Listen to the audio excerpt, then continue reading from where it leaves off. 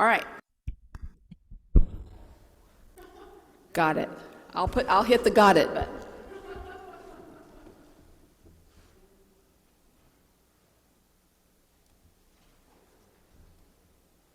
Okay. All right. Take it away, Edie. Okay, can you hear me okay? Yay. So you're the brave souls that have come to hear about hospice and death and dying. It doesn't attract a big audience usually. So it's good to talk with everyone. And everybody can hear okay over there on Zoom, yeah. I have to talk to them down here, right? I know. Okay. Well, welcome everyone, and I want to thank Reggie for organizing this short series on walking people home. You know, an opportunity for all of us to talk about preparing for end of life, you know, in various ways.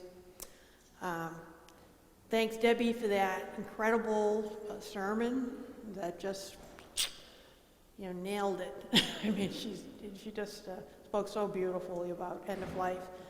And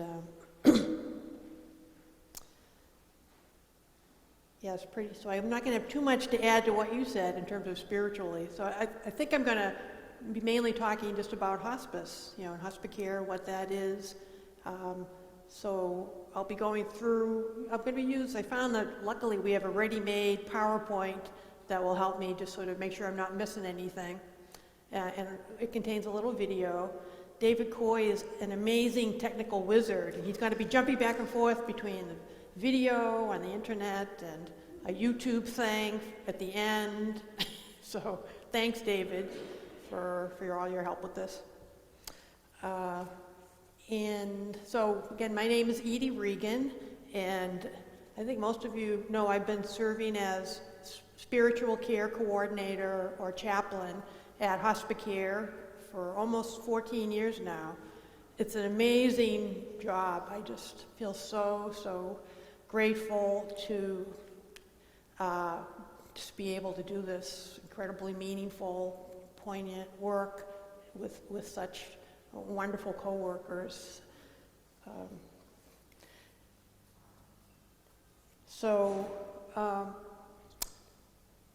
Maybe we can start the PowerPoint, David, and I'll just go through some general things about hospice care and hospice. And I guess if you have any questions, you know, just shout out. We'll also, of course, have time at the end for, you know, people to ask questions and give comments or whatever. Let's see. So here we are, hospice. We wanted to let, we can go to the next slide. This just says who I am. So this year, Hospice Care is celebrating 40 years. Who would have thought, you know? Founded back in, I guess, would that be 93? Or 83, yeah, 1983. So we'll be having various events during this year to mark this occasion.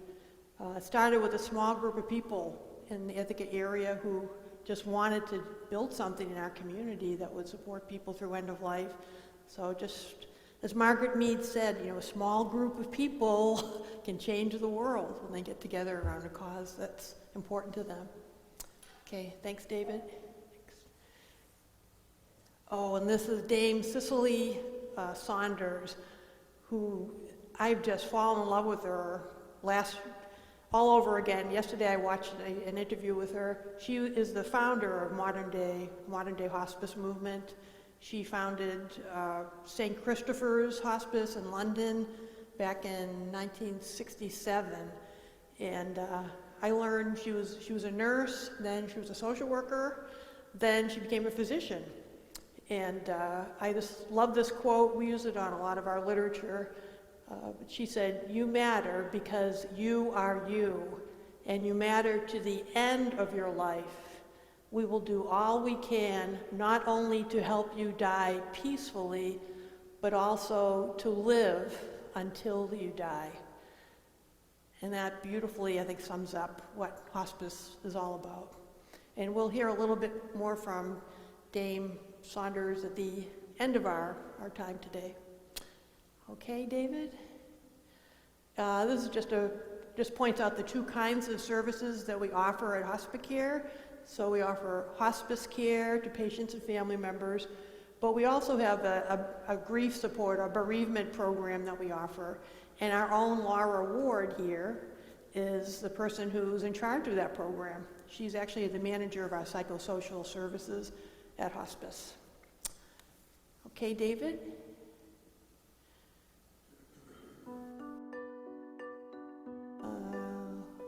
Hospice care allowed my father and mother to stay. Oh, that's weird. Okay.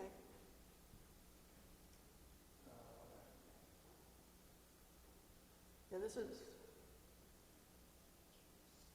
a short video that we have that just has some local people here talking about hospice and hospice care. Hospice care allowed my father and mother to stay together till the very end in their home with us. Hospice care is an incredible resource for our community because every person, regardless of their income or ability to pay, can get these life-affirming services in their home or in our beautiful residence here. Several years ago, my father, who was 99 years old, was failing and he needed help. The hospice care team of caring, wonderful individuals all worked together to help me create a plan to take care of my father. With hospice care and palliative care, the focus is on helping you to live with comfort. Many people end up telling me, I wish I had signed on sooner, because they find out, gosh, I can be at home, my symptoms are well managed, I'm not going back and forth to the hospital, so this is okay. My wife Dorothy had cancer. John was the nurse who worked with my wife, and I learned so much from him. We're really going to work on a quality of life for that person and their family, providing all the needs that they might have at the end of life, being a partner on this journey with them that's a listening, supportive ear, and helping them get some concrete resources.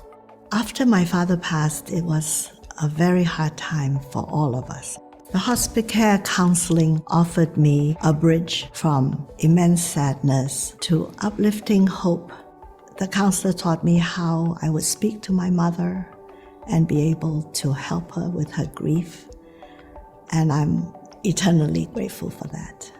I have found working at hospice that I share a lot of joy and a lot of beautiful moments of peace with people, and that can be had at the end of life, especially with proper planning for what you want.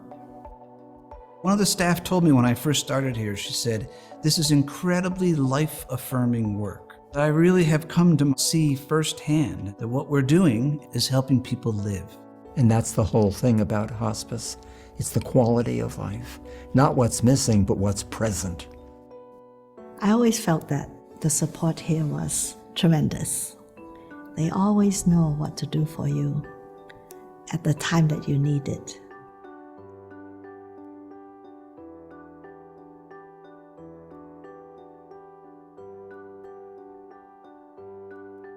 Thanks, David.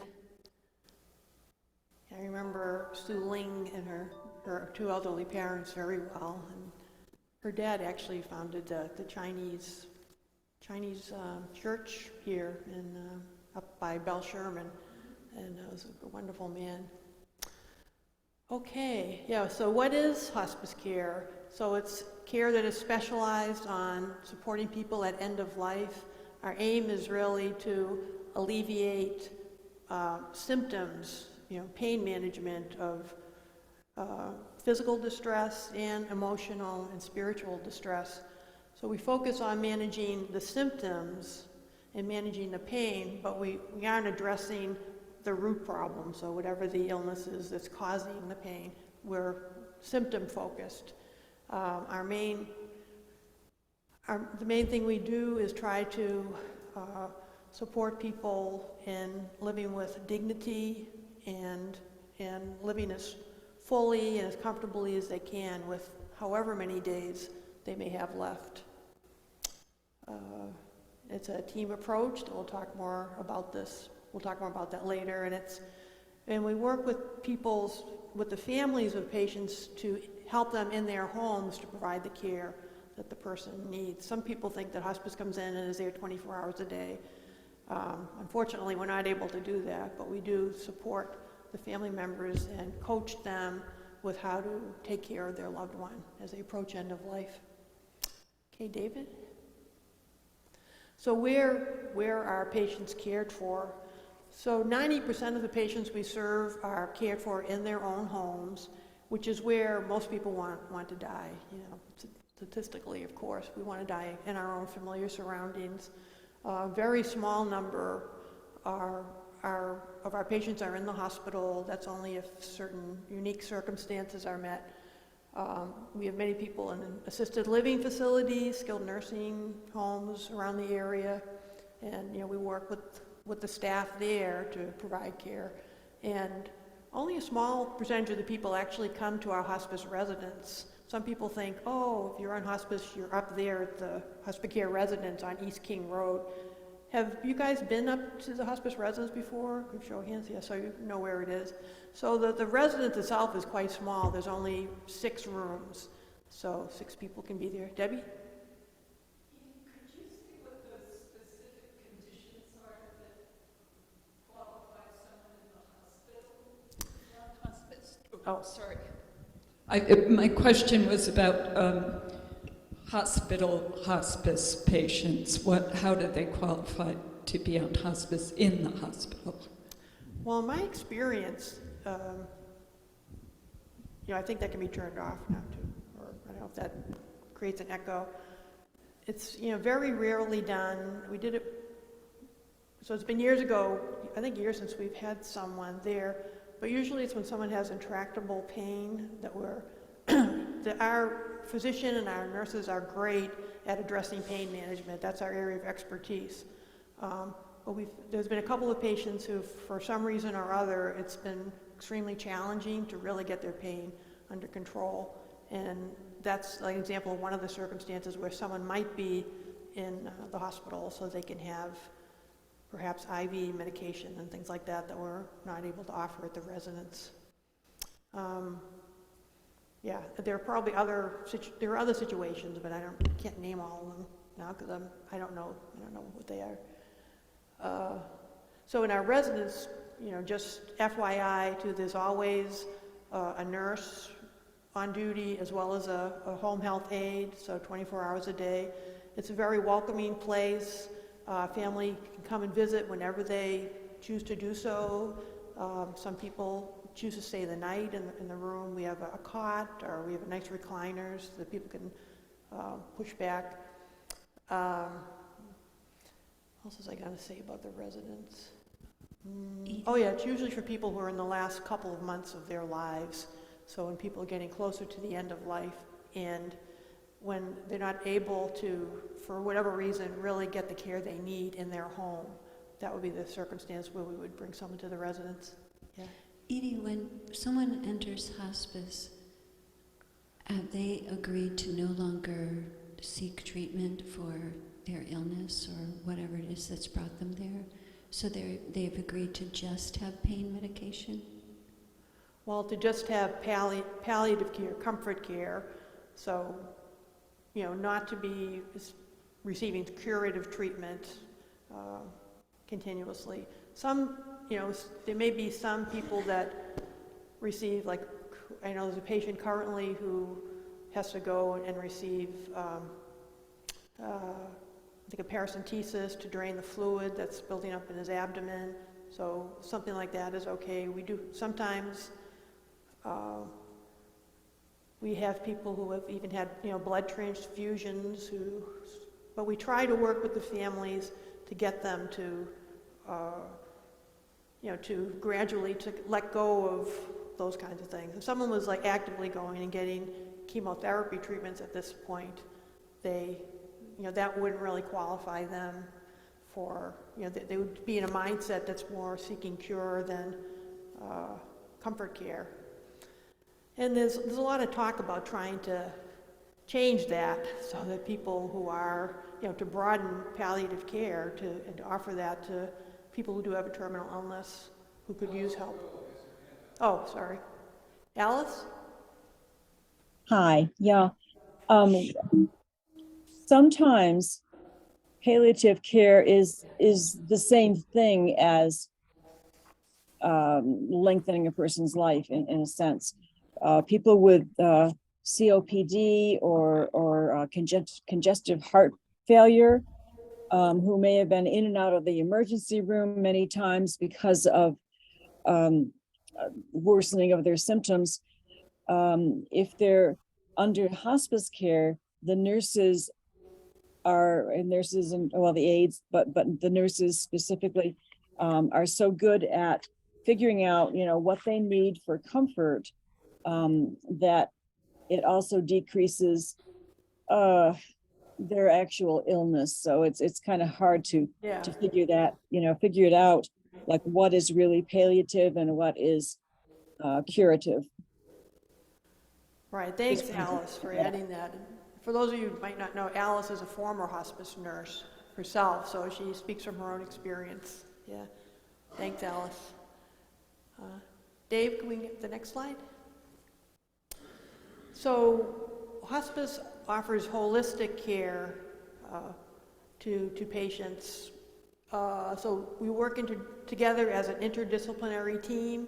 So if we start up on the top to the left, the primary physician, people are still able to keep their same doctor. A lot of people are worried about that, if they have to let that go. But no, you can keep your same doctor, and that's the person we would turn to first if we have questions about, medication or other issues. We have our own medical director, a wonderful physician, Dr. Lucia Yanders, who's marvelous, and she meets with the whole clinical team. We meet every week to go over all of our like half the patients each week. Alphabetically, we break it up. And so we go over every patient, and she gives her input. She's also available to the nurses all the time, for consultation and troubleshooting and so on. So we're really fortunate to have Dr. Yanders with us. The primary nurse is the one who really is the case manager. So they're all women right now, so she really coordinates the care that patient receives in terms of, keeping the other people, the social worker, myself, and the aide in the loop about what's going on with that patient. Often the primary nurse will admit someone, and then they'll shoot me a quick text or call and say, this person just came on to services and they really need spiritual care, and will give me a heads up if they have a very short prognosis, which unfortunately many people don't come on until they just have a few days, and then we've got to really move to try to get those needs met quickly. Personal care is provided by our home health aides. They are able to offer up to 1 hour of care a day for 5 days a week, which may not seem like much, but it's the families really appreciate it. And they do a lot of training of the family members in terms of how to offer personal care to their loved ones. So they're in the homes a lot. On-call nurse, that's a really big plus that hospice has to offer. So every night, all through the weekend, on holidays, there's always a hospice RN on call. So it really ends up eliminating, or at least greatly reducing, trips to the hospital. So in the middle of the night, something's happening with your loved one, you pick up the phone and call, and the hospice nurse will either advise you on the phone. Often there are questions about pain management, so they'll advise you about what medications to offer and so on. And if needed, if the family would like, they'll go out and visit in person and see to, what needs to be done to make the person comfortable. It's also, worth noting that if someone is on hospice and they die, their family doesn't have to call 911. You don't have the police come out with the lights and maybe sirens. So all the family has to do is call hospice, and our nurse will go out and pronounce the person and offer care to the body and help the family with contacting the funeral home and so on. So it's a much more peaceful time for the family, not to have to deal with kind of the hubbub of what happens when someone dies at home who's not on hospice. Of course, we have office staff, all the administrative folks who are based at East King Road. Oh, hi Meg.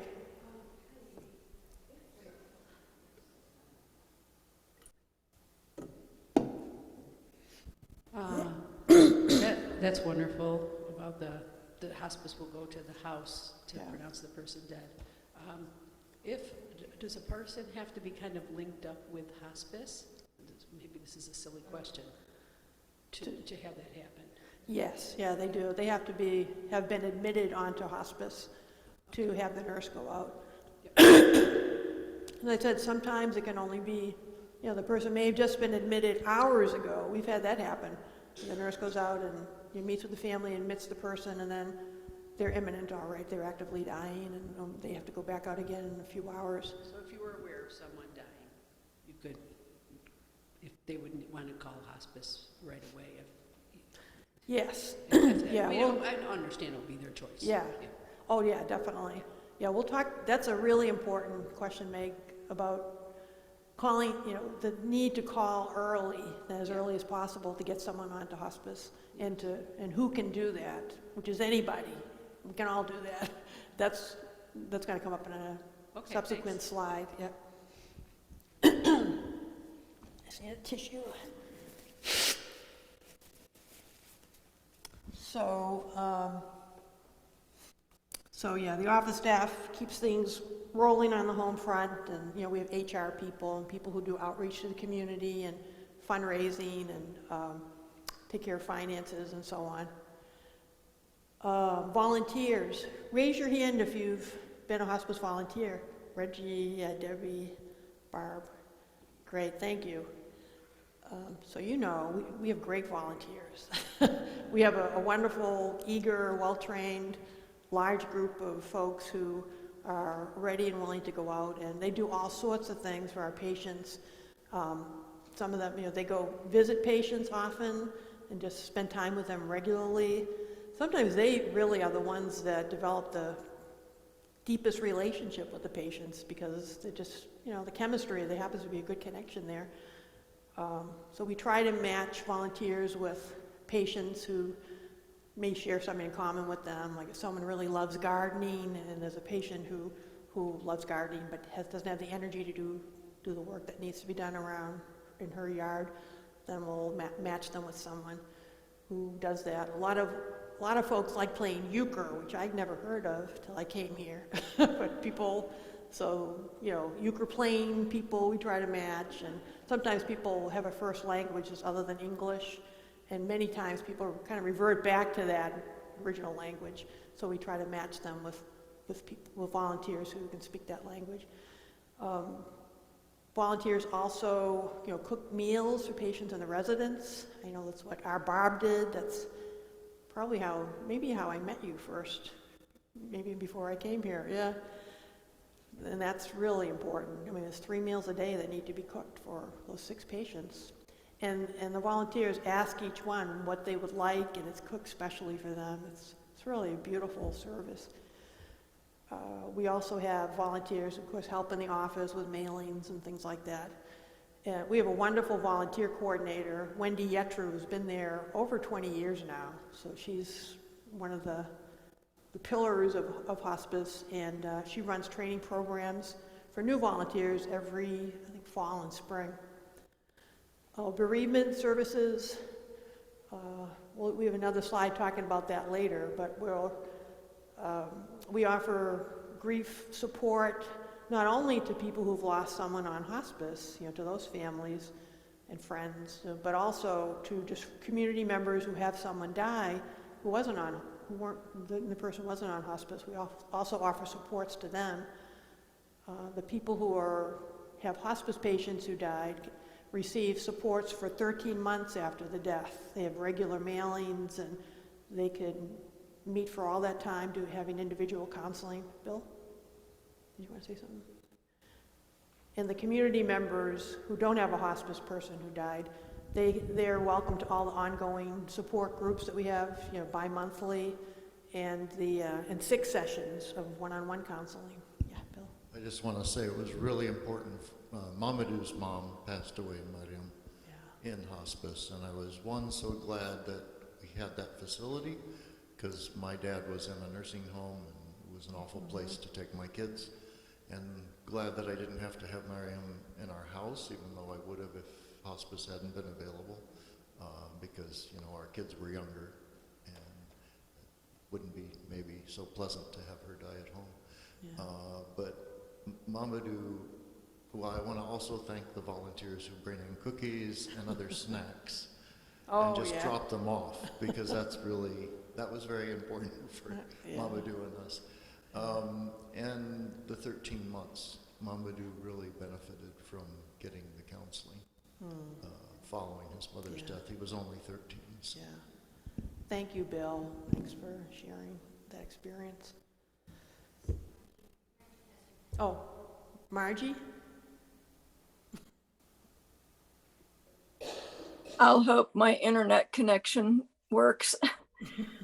Can you explain the difference, maybe you're going to get to this, between qualifying for palliative care versus qualifying for hospice care? If that makes any sense. Yeah, unfortunately, we don't have a palliative care. We did have a palliative care program at Hospicare until we lost the funding for it, frankly. We continued it on for a while, just doing it without funding. But we no longer have a strictly palliative care program. So we just have hospice and the bereavement supports now. But in the past, when we did have a palliative care program, it was targeted towards people who had an illness that was likely to result in death in like 2 or 3 years. So that was sort of the criteria with them. But I think actually we were focusing specifically on a couple of illnesses. I think it was COPD and, for our program, it was COPD and I think maybe cardiac. And the reason why we got the funding for that was because those types of patients tend to frequent the emergency room a lot. So if you're on our palliative care program, they were able to, like the hospice patients, receive nursing visits or nursing advice when needed, and that eliminated all that cost really for them going to the hospital. So palliative care is for people to help people, is again a comfort.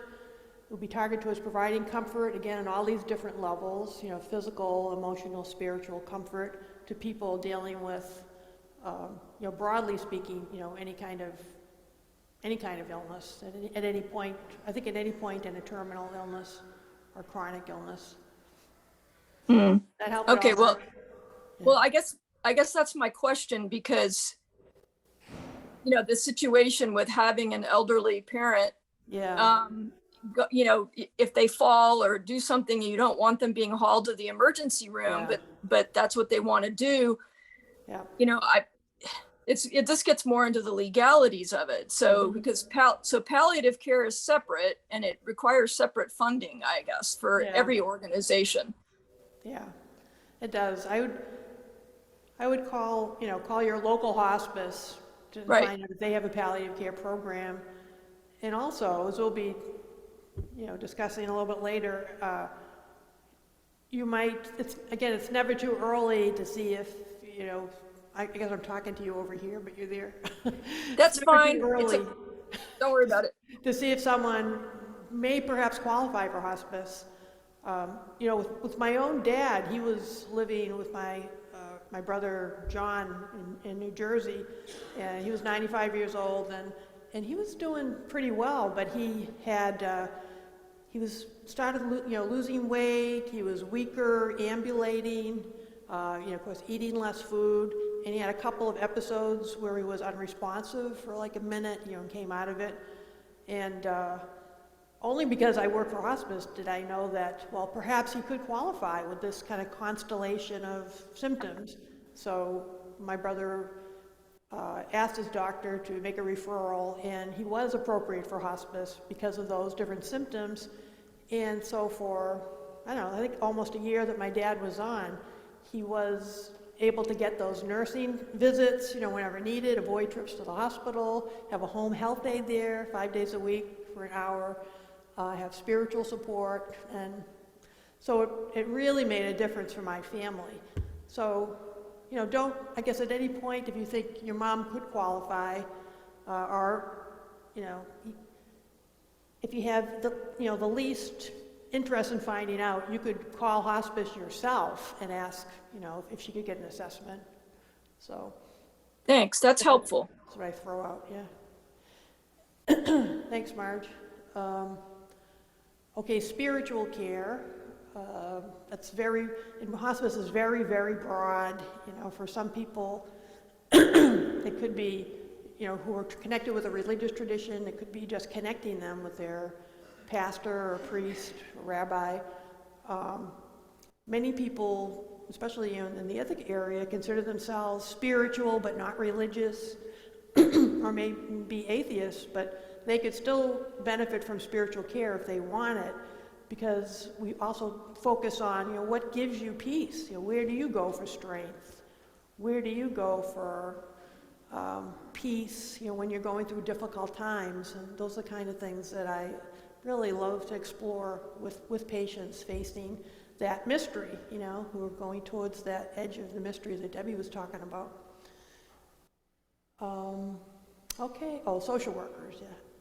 Lastly, they do kind of two different things. One is they connect patients and family members with resources in the community that might be helpful. You know, a lot of families need extra help getting, hiring people to come in to do additional personal care for their loved one in the home as the patient declines and has greater needs.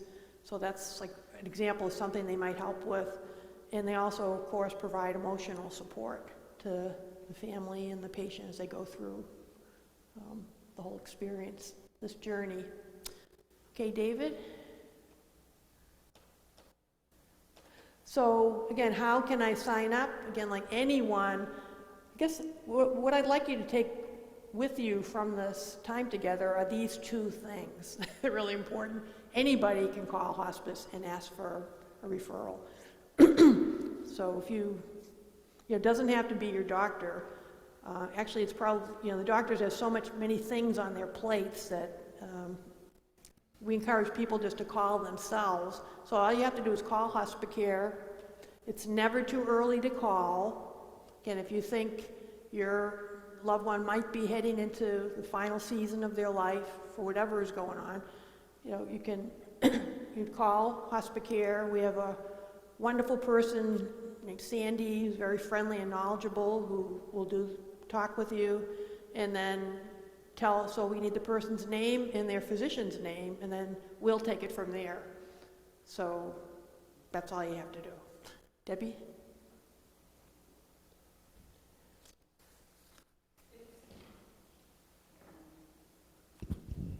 If the person isn't conscious, do you need their permission? Is unconscious? Yeah, Yeah. if they couldn't consent to going into hospice, what? Well, yeah. In that case, I think it's echoing or a little.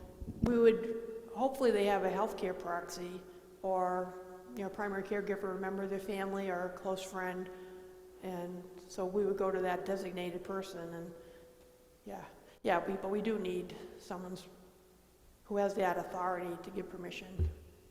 Yeah.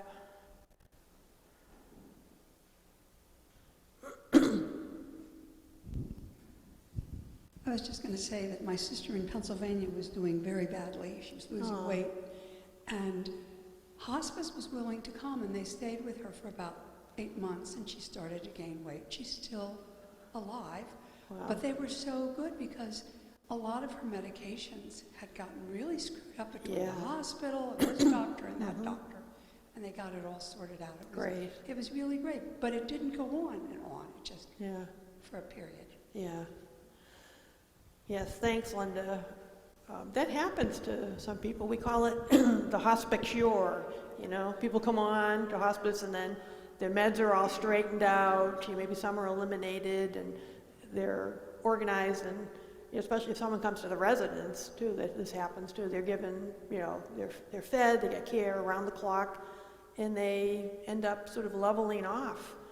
And, if people level off and they continue over a period of months not to show any decline, then we can't, because Medicare, we have to meet the conditions of participation that Medicare sets out for us. We get in trouble if we kept someone on forever and ever and didn't show some kinds of decline. But on the other hand, I will say that lots of people come on. You're supposed to have a physician certify that the person would be likely to die in the normal course of events within 6 months to come on hospice. But, many, many people go way beyond the 6 months. There's one man, I think it was almost 3 years that I was able to visit him, wonderful guy. And he kept on wondering, why aren't I going? He kept meeting the criteria. So if you keep, showing evidence that meets the eligibility requirements, then we keep you on. We don't kick you off after 6 months. So please remember, anyone can make a referral, and it's never too early to call, even just with a simple question. We're very receptive and friendly folks over there, so just give us a call. Okay, David? Oh, I also wanted to mention too that the people who statistically, the people who come on to hospice, receive hospice services, tend to live longer and have a better quality of life than their peers who have the similar diagnosis. So that's something to keep in mind. Some people think, hospice means giving up. I don't want to give up hope. But it really helps to prolong and to increase the quality of someone's life. How am I doing on time? Am I getting a little... This is the last thing, and then I'll just... Oh, okay. Well, I want to have time for discussion, too. So just quickly, how much does it cost? Well, Medicare and Medicaid do cover the costs of hospice. So, if you have either of those, that does it. It doesn't cover the cost of the hospice residents, I want you to know. So that there's a out-of-pocket expense for that, but it's still less than any other place in the area would cost for 24-hour care. But unfortunately, it doesn't cover that. We're a not-for-profit organization. The money that we get from Medicare and Medicaid give us a daily rate, a daily amount that they give us for each patient, and that doesn't cover the cost of funding our whole operation and all that we do.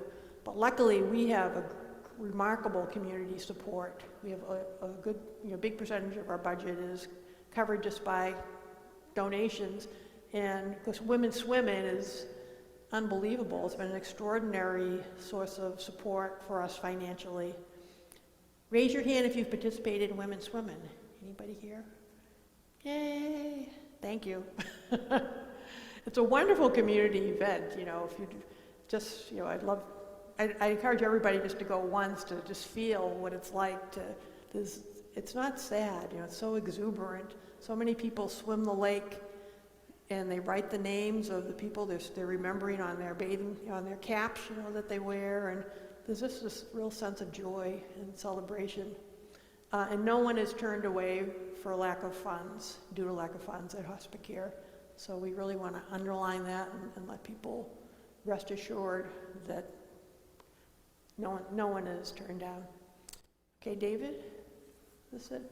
Oh, just a quote that we wanted to share with you. Again, just as you are entitled to unemployment and Social Security, you're also entitled to a hospice benefit. You've been paying into it all through your work life. It's a benefit that you deserve to receive. So don't hesitate. David, next one. Oh yeah, I think I've covered a lot of this already for our other program is grief support. So again, we offer both individual counseling, support groups. There's an open support group. still via Zoom, twice a month, the first and the third Wednesdays of the month.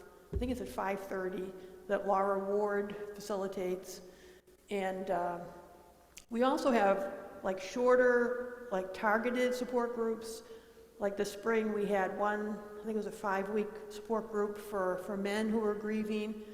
And then we had another support group for 6 weeks, I think, for people who had lost their spouses.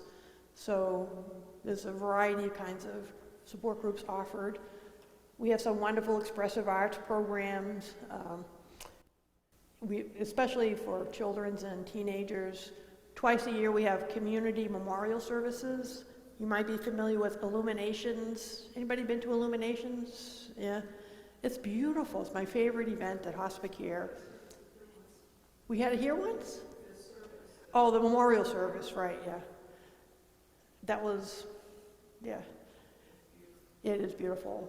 And the Illuminations is when we have people from the community, anybody can come, again, who wants to remember a loved one. And we have luminaries, all along the pathways and the gardens, near the pond that we have up at Hospicare. Each luminary has someone's name on it, of course. And we have a program with music and some reflections and poetry. And we have another thing. In the winter, we have Winter Solace. And for the bereaved families, we do regular calling. We check in, get them check-in calls, and we offer different literature to them throughout the 13 months after a loved one dies. Okay, next slide, David.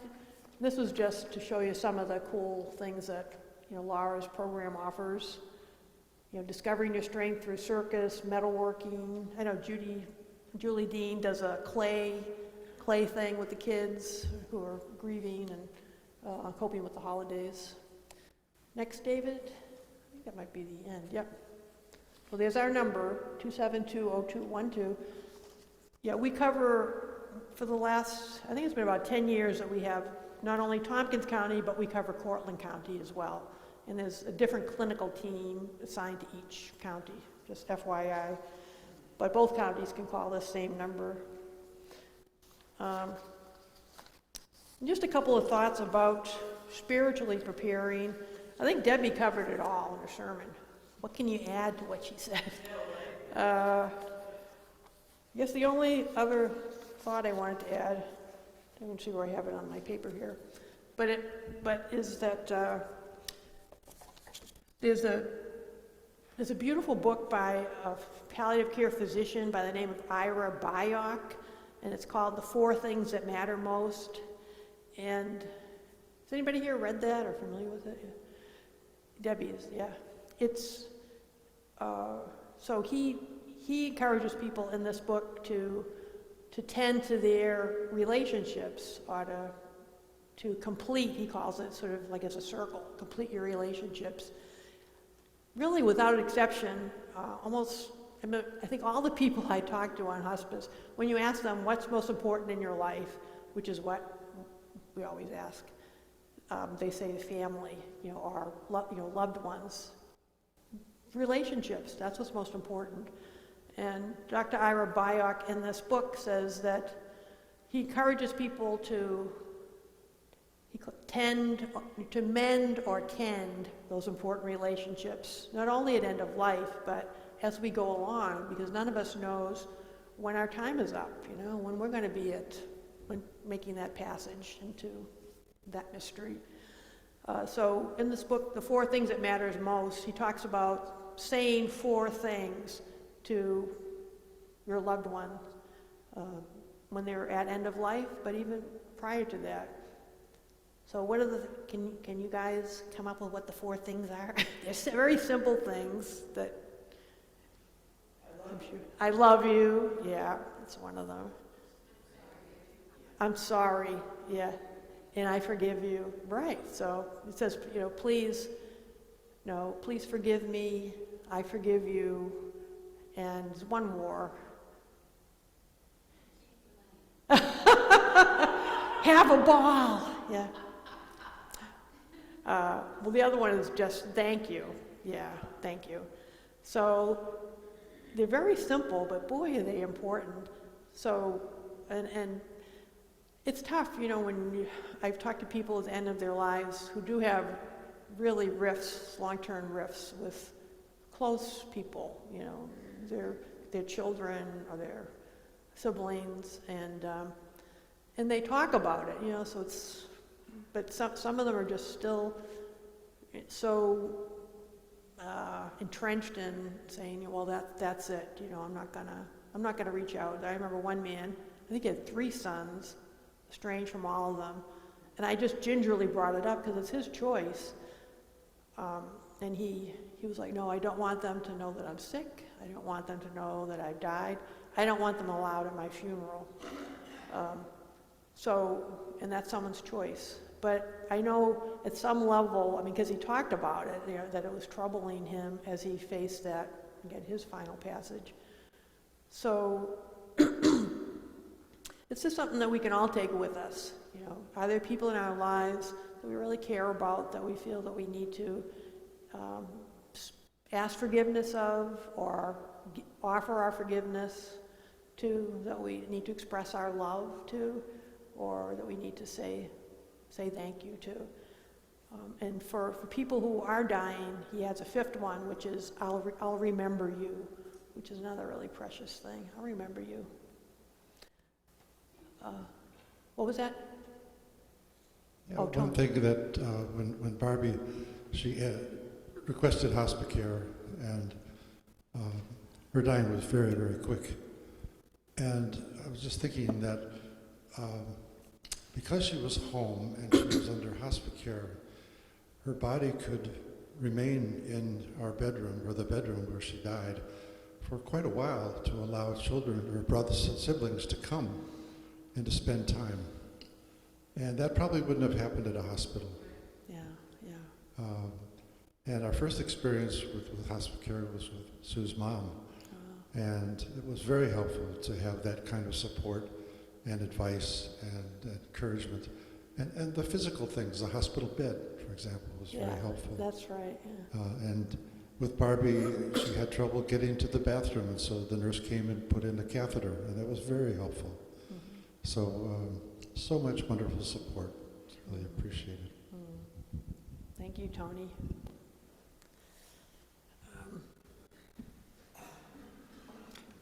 Just the only last thought I wanted to share was pretty much what Debbie was saying in her sermon. In terms of preparing for end of life, I think the best thing we can do is to practice letting go, you know, and all of the many little deaths and losses that we experience throughout our lives. Can anybody name some of those losses? I know I'm going through that loss of my kids moving far away. And just shared beauty as a loss. Yeah. When someone dies, you share a lot of beauty with them, and that. Oh, yeah. Oh, I just said shared beauty. Yeah. So when someone passes, you no longer have that person. I Oh, think yeah. when you share beauty together, it's a joint relationship that takes in something external, or I guess internal. And so that channel is not there. Yeah. So the loss of when someone close to us dies. Yeah. You can lose mobility. Yeah. Faculties. Yeah, faculties. Divorce. Yeah. Moving, right? From my own experience, the loss of the ability to eat and to have what you want to have, and to be able to have it safely for however much you want at end of life. That's a loss for a lot of people. How to drink and how to eat at not tender time. Thank you. Yeah. Thanks, Josie. That's true.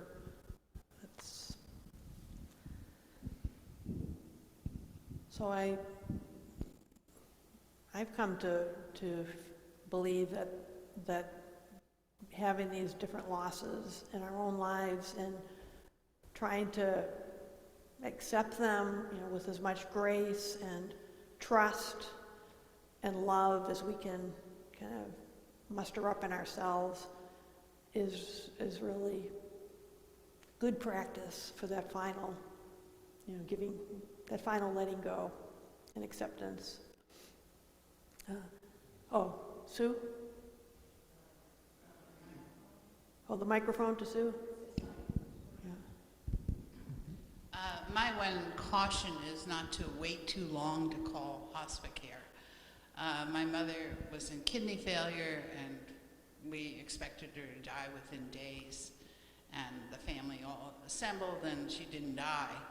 Mm-hmm. And a visiting nurse came, and who happened to be a hospice care nurse too. And she said, she had stopped eating or drinking either. Mm-hmm. And the nurse said, her heart is good. She'll be here for 3 more weeks. And she was almost to the day. But we did not wait. Unfortunately, we did wait to call hospice care. We should have called right away. Yeah. Because those 3 weeks were very difficult and painful for her. Yeah. When the hospice care nurse came, and it was over Washington's weekend, he said, "Stick out your tongue if you're in pain." And she immediately stuck out her tongue. So I regret that. Yeah.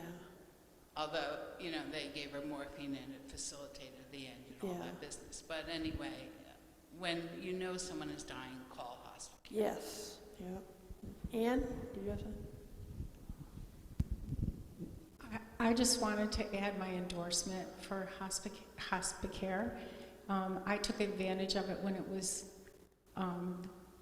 in Cortland, and my dad was dying. And as kind of piggyback on what Sue was saying, I thought it was such a blessing when the hospice care nurse came in and said, "You cannot over-medicate your father. Keep him, your goal now is not to have lucid conversations. Your goal is not to share all those things that you didn't share when you had the chance. The time now is to let him die with dignity and to die peacefully and not in pain." Yeah. And so he was 3 weeks without eating, but he was not in pain. I would hydrate him, but I never tried to force any food on him, and I never tried to wake him up so we could have a conversation. Yeah. I just kept him so he wasn't in pain. And all of the people who come in and help, it's as much for the family as it is for the patient. I had promised my father, I made a pledge, I will never, ever take you to a hospital again, ever. I promise you will die in this house. But without hospice, I could not have done that. It was the support of the aide who came in, who was so gentle and so kind, and the volunteer who came, who went and grocery shopped for me, or let me go take a drive because I just needed to get out of the house, but I couldn't leave him alone. It was the spiritual care, the pastor who came, and fortunately she was trained as a musician, and so she would just come in and play music. And I just can't say enough about what a blessing it is. So if anyone ever hesitates to think about using hospice, don't, because it's just such a blessing. It's such a much more natural way of passing from this realm into the next, rather than being in a hospital. If you can do it for someone you love, do it for someone you love. Yeah. Thanks, Anne. That was a beautiful testimony.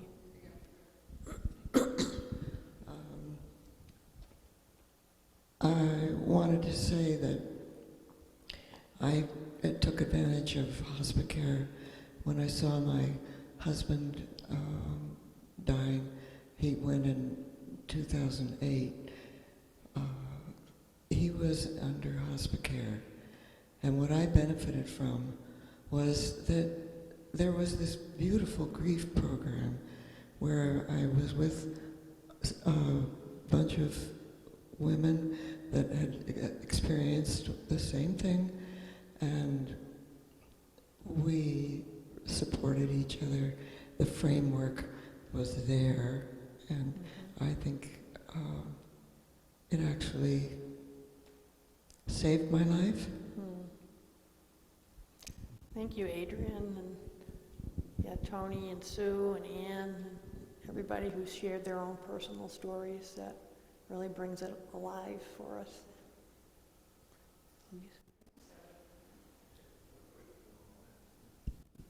Hello? I just have a question about, are the grief services really only after death? Yeah, well, I mean, I do, so I, myself and many other people I know, when I experienced just incredible grief when my husband had Lewy body dementia. And the grief during the lead up to the death was so intense. But that's when, you know, our whole family needed grief counseling. Like, what is this? What's happening? How do we grieve and move forward? Is that like not part of the grief program or whatever? Well, we do, for some hospice patients who have family members that we feel would benefit from, you know, from, I forget the sort of anticipatory grief counseling. For some certain members, we feel like, especially, you know, if children are involved and so on, we may connect them with the bereavement counselor early so that they get a chance to establish a relationship.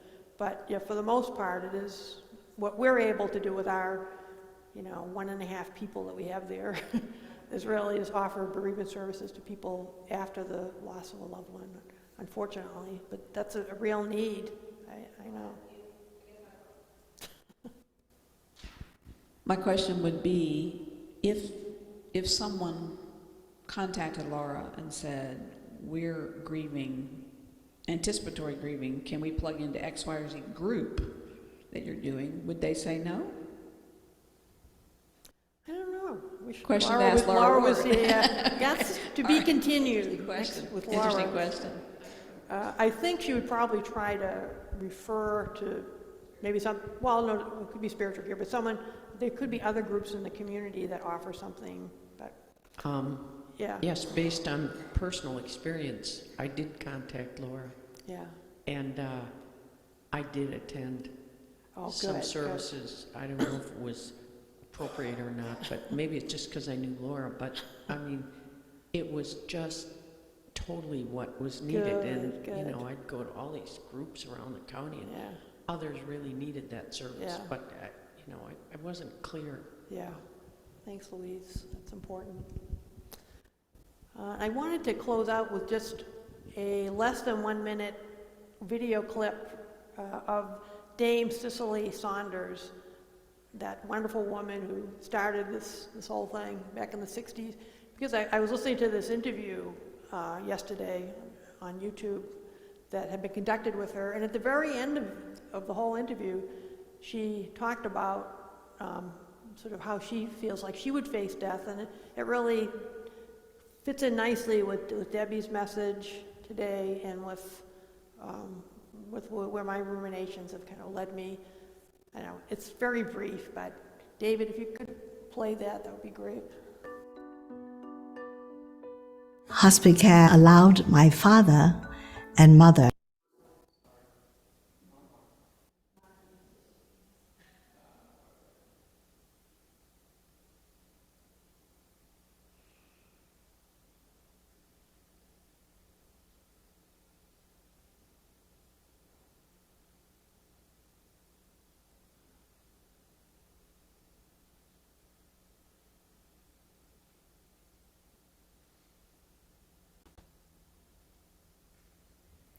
Hi, I'm Nicole Hockley from Sandy Hook Promise. I know this is hard to hear, but it's important. Perhaps first you'd clarify the work of a hospice and how different it is from a hospital. Well, as you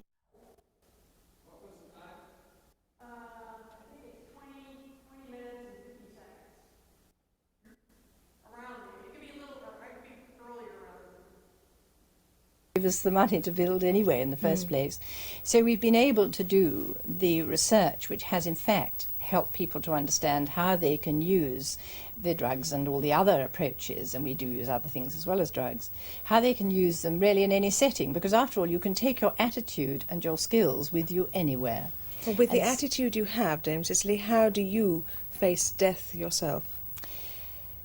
Well, I don't know that I have too much confidence in myself, but I have confidence in people round, and I believe that now people, wherever I might be, whether it's an ordinary hospital, in my own home with my own family doctor, or perhaps in a hospice, will be ready to help. And I think you come to learn about dying by the other losses in your life. The little ones, like not being able to sing a top B flat any longer, and the big ones, that in fact there is something to be gained and there is something to be given wherever you may be. And I think death is part of that. And after all, I do trust the God into whose hands I will commit myself. Dame Cicely Saunders, thank you very much for talking with us today.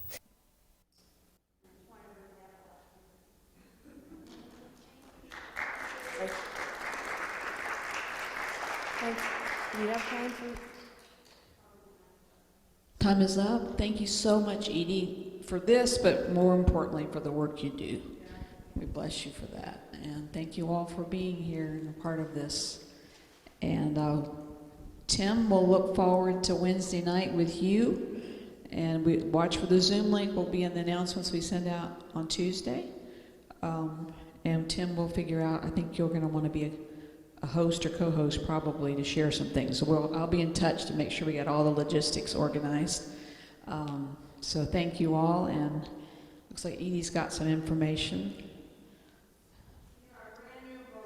Brand new brochures for hospice care. So go and have lunch.